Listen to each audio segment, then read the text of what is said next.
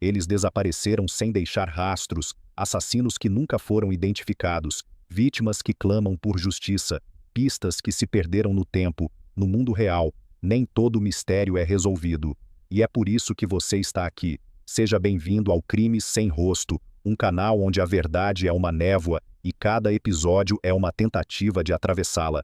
Aqui você vai conhecer os casos mais perturbadores e inexplicáveis da história criminal, com uma narrativa imersiva, rica em detalhes e reviravoltas. E atenção, nada aqui é inventado. Tudo o que você vai ouvir é baseado em fatos reais, arquivos, testemunhos, evidências esquecidas. A cada semana um novo caso, uma nova dúvida e talvez uma nova pista. Então, prepare-se para mergulhar no lado mais obscuro da justiça, onde os rostos somem, mas os ecos do crime ainda sussurram.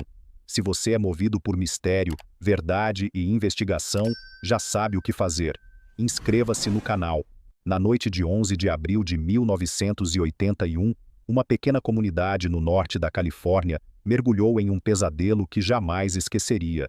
A cidade de Keddie, até então conhecida por sua tranquilidade e paisagens naturais, viu sua história manchada por um crime brutal ocorrido na Cabana 28. Lá, 3 pessoas foram assassinadas de forma extremamente violenta, enquanto uma criança desapareceu misteriosamente. O caso, conhecido como o Massacre da Cabana 28, é até hoje um dos crimes mais perturbadores e não resolvidos da história dos Estados Unidos, com elementos que beiram o surreal. A família Sharp havia se mudado para Keddie poucos meses antes do crime. Glenna Susan Sharp, conhecida como Sue, era uma mãe solteira tentando recomeçar a vida com seus 5 filhos após fugir de um casamento abusivo. Eles se instalaram na Cabana 28, parte de um antigo resort transformado em moradia acessível para famílias de baixa renda. A vizinhança parecia segura e a vida, embora simples, era tranquila. Mas o que aconteceu naquela noite fatídica provou que o mal pode se esconder mesmo nos lugares mais pacatos e isolados. Na manhã de 12 de abril, Sheila Sharp, uma das filhas de Sue, voltou para casa depois de passar a noite na casa de uma vizinha. Ao abrir a porta da cabana, se deparou com uma cena que jamais sairia de sua memória. Os corpos de sua mãe, seu irmão John, de 15 anos, e a amiga dele, Dana Wingate, de 17, estavam amarrados e brutalmente assassinados na sala. O horror era indescritível. Sangue por toda parte, sinais de luta e uma violência que parecia desumana. Sheila correu para pedir ajuda, em choque.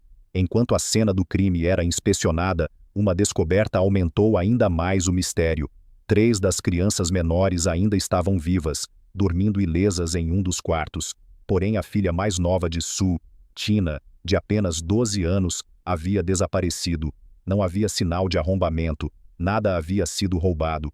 Tudo indicava que quem cometeu o crime conhecia a família, ou ao menos sabia como agir, sem levantar suspeitas. As autoridades locais, despreparadas para lidar com tamanha atrocidade, iniciaram uma investigação cheia de falhas. A perícia revelou detalhes ainda mais perturbadores. As vítimas foram amarradas com fita adesiva e fios elétricos. Foram espancadas com um martelo e facadas várias vezes. Uma das facas encontradas estava entortada de tanta força aplicada. Não houve tentativa de fuga ou defesa eficaz, o que sugeria que as vítimas estavam em desvantagem total, talvez pegas de surpresa ou ameaçadas de forma que não puderam reagir. A brutalidade chocou até os investigadores mais experientes, que não conseguiam entender o motivo de tamanha violência. A investigação logo levantou 2 principais suspeitos: Martin Smart, vizinho da família Sharp, e seu amigo, John Bo Bobed.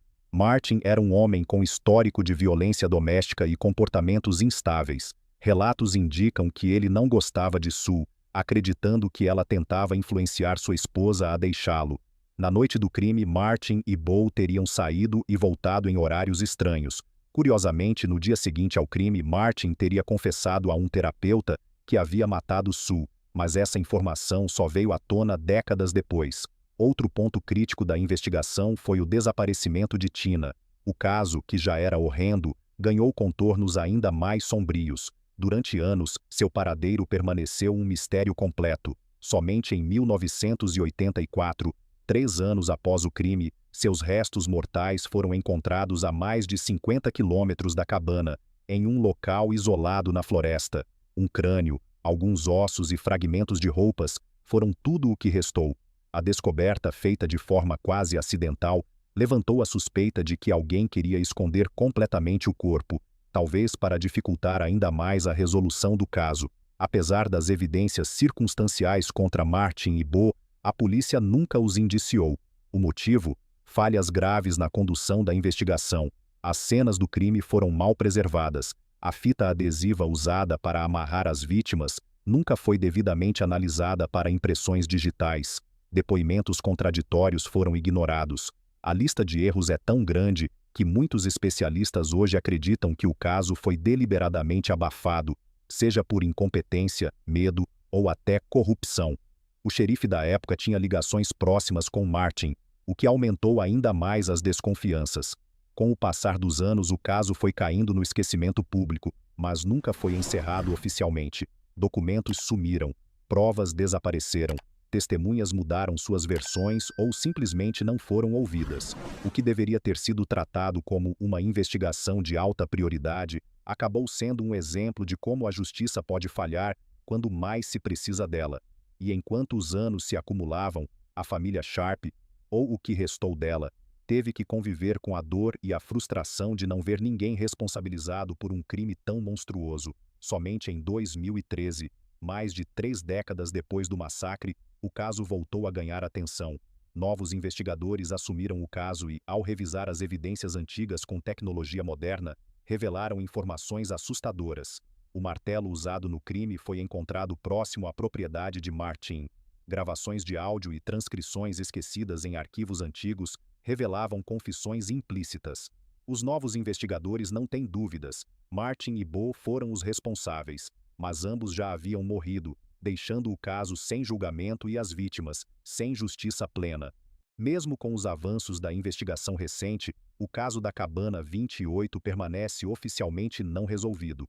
Há ainda muitas perguntas sem respostas. Por que Tina foi levada? Quem mais estava envolvido? O crime foi planejado ou resultado de um surto? A falta de provas físicas e a destruição de evidências impedem que essas perguntas tenham respostas definitivas. O caso virou objeto de estudos, documentários e teorias. Algumas pessoas acreditam que há muito mais por trás, incluindo possíveis envolvimentos com drogas, tráfico ou até redes de exploração infantil. O local da Cabana 28 foi demolido em 2004, encerrando fisicamente aquele capítulo sombrio da cidade de Keddie. Mas a memória dos assassinatos permanece viva, especialmente entre os moradores mais antigos. Muitos evitam falar sobre o assunto, outros mantêm viva a esperança de que um dia, com alguma nova descoberta ou revelação, o caso possa ser encerrado com justiça. Para Sheila, a única testemunha viva que encontrou a cena do crime, o trauma nunca passou. Ela cresceu à sombra do horror e se tornou a principal voz exigindo respostas. O caso da Cabana 28 não é apenas mais uma tragédia americana. Ele se tornou um símbolo do que acontece quando o sistema falha em sua missão mais básica: proteger os inocentes e responsabilizar os culpados. É um lembrete cruel de que a justiça nem sempre chega, mas também é um exemplo de como, mesmo após décadas, o desejo por respostas e verdade pode manter uma história viva. O tempo pode apagar vestígios físicos, mas não apaga o eco de gritos silenciosos que clamam por justiça. E o eco da Cabana 28 ainda reverbera. Se você gostou do nosso conteúdo, nos ajude, curta e compartilhe com os amigos, ative o sininho para receber novidades e se inscreva em nosso canal.